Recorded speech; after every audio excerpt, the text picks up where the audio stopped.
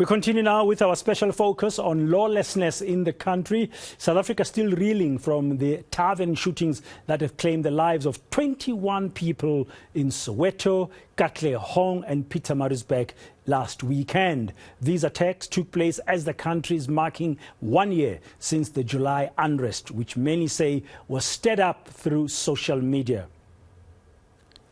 So we're trying to get hold of a political analyst, but currently we seem to be having a connection issue. I don't know if we have Omhle Mtshingila online, our political analyst, just to help us unpack some of these challenges that the country is facing as we focus on lawlessness. Mr. Mtshingila, are you there? Yes, hi Dad, how are you? Oh, thank you, Omhle. Sorry about that. Thank you. There was a little bit of a technical issue there. I'm pleased you are with us. Well, we're just looking and focusing on lawlessness in the country, and your analysis will help us. I mean, where did we get the rule of law wrong in the country? What are your thoughts? Is it a policy issue? Is it an enforcement issue? Where are we going wrong?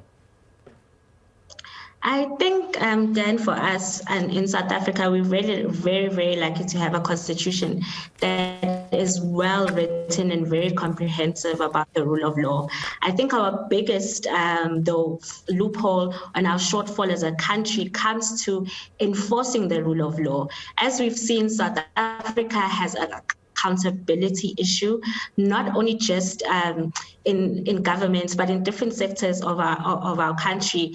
There's a lack of accountability, a lack of management, corruption management in our country. And I think the rule of law has been really undermined, not only by politicians, but other members of governance structures throughout government apparatus, and the judicial system has not been doing enough to enforce the rule of law in our country.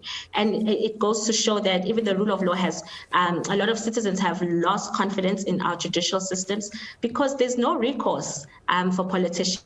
There's no recourse for people who actually break the law in our country. Omhle, you know, one other issue, you say it is lack of enforcement, there's no accountability, but there is that difficulty of how social media has been used. I mean, with the inquiries that have happened to the July unrest of last year, we are told that there were some actors on social media who stoked the fires, literally, and undermining the rule of law, but we haven't seen any consequences yet that have been brought to bear on those who were active on social media last year, stoking the July riots fires.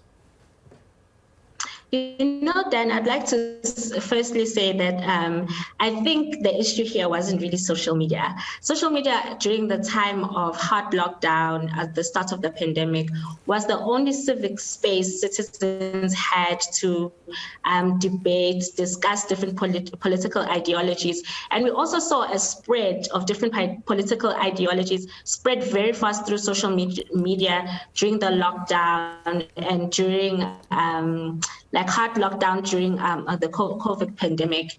And I think conversations about the Constitution, political ideologies on social media should always be promoted and protected.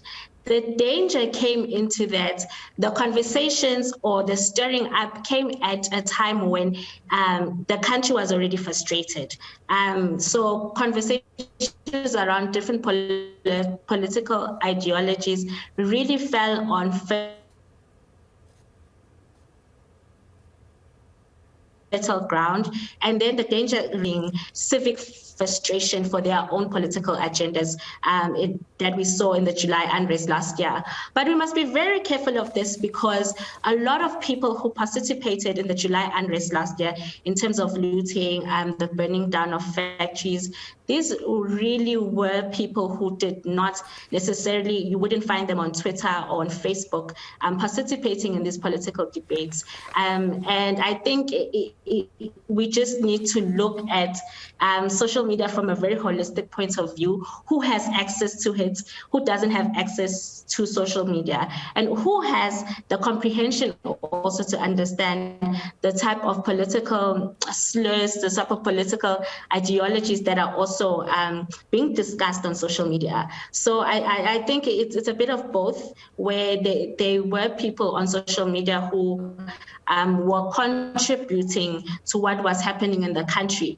But I don't necessarily think the unrest was literally sparked by just that moment on social media, but it was just a culmination of the material conditions that we were seeing manifesting in South Africa. Yeah, and at the time there was the Release Jacob Zuma campaign that was happening. He'd just been imprisoned in Escort in KwaZulu-Natal for contempt of court, beginning serving the term, the 15-month jail sentence. So you had that. And of course, as you said, there are all other challenges around poverty and inequality. But the point you are making about accountability, I'm just going to go back to it, because if you're a police service today, anywhere in the world, you need to be aware what's happening in the cyberspace. There's a lot of messaging that happens in the cyberspace.